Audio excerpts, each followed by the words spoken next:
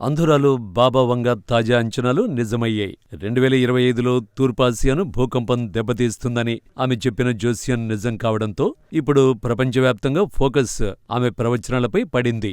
తాజా అంచనాలు నిజం కావడంతో భవిష్యత్తు గురించి ఆమె ఏం చెప్పారన్న దానిపై ఫోకస్ పెరిగింది. నోస్ట్రడామస్ ఆఫ్ ది బాల్కన్స్ అని పిలిచే బాబా వంగ డిజిటల్ ప్రపంచంలో వార్తా మాధ్యమాలలో ఆమె కోసం సెర్చ్ ఇంజిన్ వెతుకుతోంది. ఆమె ప్రవచనాలు డిజిటల్ వరల్డ్ను షేక్ చేస్తున్నాయి. గతంలో కూడా ఆమె అంచనాలు చాలా నిజమయ్యాయి. 2025తో సహా భవిష్యత్తు కోసం ఆమె అనేక అంచనాలు చేశారు. 1996లో ఆమె మరణానికి ముందు బాబా వంగ 9/11 దాడులు, యువరాణి డయానా మరణం, చైనా గ్రోత్ హిస్టరీ వంటి ప్రధాన సంఘటనల్ని ఖచ్చితంగా అంచనా వేశారు. బాబా వంగ 2025 అంచనాలలో విరిగిపడే భూకంపాలు అన్న శబ్దంతో తాజాగా జరిగిన మయన్మార్ భూకంపాన్ని పోలుస్తున్నారు. ఈ ఘటనలో మరణించిన వారి సంఖ్య 1700 కంటే ఎక్కువగా ఉంది. 2025కి ఆమె నిర్దిష్ట భూకంప అంచనాను ధృవీకరించడానికి అధికారిక రికార్డులు లేనప్పటికీ ఈ సంఘటన ఆమె అంచనాలు నిజమయ్యాయన్న భావనను కలిగిస్తున్నాయి. 2025లో ప్రారంభమయ్యే మానవాళి పతనంతో పాటు యూరోప్లో యుద్ధం, ప్రపంచ ఆర్థిక విపత్తు కూడా ఉన్నాయి. ది న్యూయార్క్ పోస్ట్ ప్రకారం 2025లో వంగ చేసిన ఇతర అంచనాలలో యూరోప్లో యుద్ధం, అలాగే ప్రపంచవ్యాప్త ఆర్థిక విపత్తు కూడా ఉన్నాయి.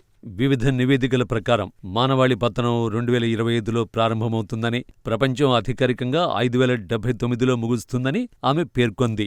భారతదేశంలో ఉష్ణోగ్రతలు 50 డిగ్రీల సెంటీగ్రేడ్కి చేరుకుంటాయని, దీనివల్ల వ్యవసాయ పొలాలపై మిడతల దాడి జరుగుతుందని, తత్ఫలితంగా కరువు ఏర్పడుతుందని బాబా వంగ అంచనా వేశారు. ప్రపంచంలోని అతిపెద్ద నగరాల్లో తాగునీటి కొరత ఏర్పడుతుందని, నదులు కలుషితమవుతాయని, నీటి కోసం పోరాటం జరగచ్చని ఆమె అన్నారు. బాబా వంగ ప్రకారం మానవాళి అనివార్య పతనానికి కాలక్రమం ఆసక్తికరంగా ఉంది. 2025 సంవత్సరంలో ఐరోపాలో ఓ పెద్ద సంఘర్షణ జనాభాపై తీవ్ర ప్రభావాన్ని చూపుతుందని చెప్పారు. 2028లో మానవులు శుక్రుణ్ణి శక్తి వనరుగా అన్వేషించడం ప్రారంభిస్తారని అన్నారు. ఇక 2033లో ధ్రువ మంచుగడ్డలు కరిగి ప్రపంచ సముద్ర మట్టాలు గణనీయంగా పెరుగుతాయన్నారు. 2076లో కమ్యూనిజం ప్రపంచవ్యాప్తంగా బహుళ దేశాలలో వ్యాపిస్తుందని అన్నారు. 2130లో మానవాళి గ్రహాంతర జీవులతో సంబంధాన్ని ఏర్పరుస్తుందన్నారు. 2170లో విస్తృతమైన కరువు విలయతాండవం చేస్తుందన్నారు.